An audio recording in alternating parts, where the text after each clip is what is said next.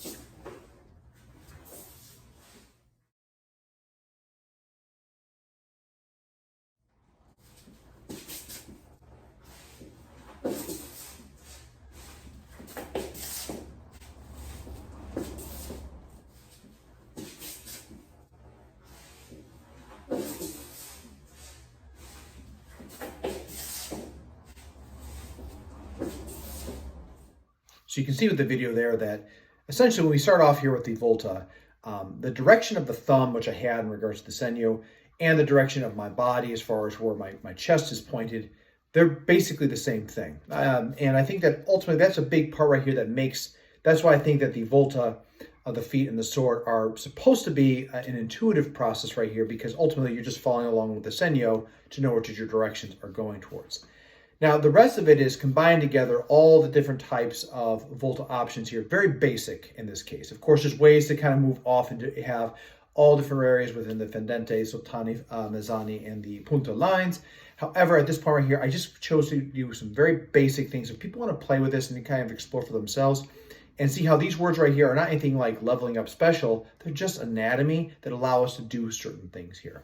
A big part about this right here that I personally really like is that even though these look like strikes, in many cases, as we start to make encruzada at different points of the sword, we also find that we actually make these shapes consistently as far as in close work and grappling.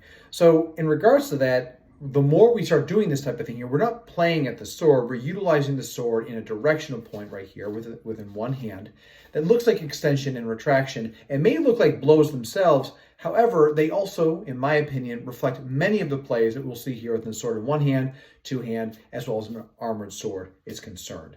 So that's just kind of the big pieces about that right there. I thought that was really kind of a cool concept to bring together in here. Because in my opinion, even though the sword is a multiplier, it's not necessarily the big piece that we're working on right here. Again, my opinion for the entirety of what Armazzari is for Fiore's works is that we are never not in a form of Abbrazzari. We're always utilizing the four posta that is listed in the beginning. We are changing it based upon the tool that's in our hand, and the volta and the step work all together make it so that we shift that senyo stance, that posture, that structure, into different directions that is very beneficial to collecting and gathering and controlling an opponent, and not just trying to strike them with either the sword, the spear, or the dagger. It's all about wrestling. It's all about containing, constraining an opponent, and it has very, very little to do with just one shot that's hitting on somebody. Of course, I'm not saying that one shot could not put down a person, but the point being is a lot of what I think Fiore is trying to get to us here is after you strike somebody, you have to still control that person afterwards, because there's other things that could be going on with it, not to mention armor's consideration. So with that being the case here, that wraps up this video here. I'm very curious to see what people's thoughts are as far as, these type of combinations right here. Are you starting to see the plays within this right here? If you have, can you tell me what plays that you are seeing? Again, my hope is that as we go through this more and more and more, we're going to see how these combinations of words and concepts all together flow into the plays that we've already been doing from the very, very get-go of this entire exploration of Fiore's Armazzari. If you're new to the channel here, please like, subscribe, share with a friend. Don't forget to hit that bell for when new content drops out there. We'd love to make sure that you know when it's coming. And for those of my viewers and my subscribers, thank you so much for tuning in. As always, thank you for the comments, and thank you for sharing with other people that are out there. Again, my goal is to really just continue to share this work right here. I'm very excited about it, and I have a big passion about the simplicity of what I think Fiore's Armazzari is, and it really does connect, in my opinion, other systems that are out there that are not necessarily talked about, which we may be able to get to at another time. So with that being the case here, everybody, as always, please stay safe out there, train well, and fight on. I'll see you all in the next video.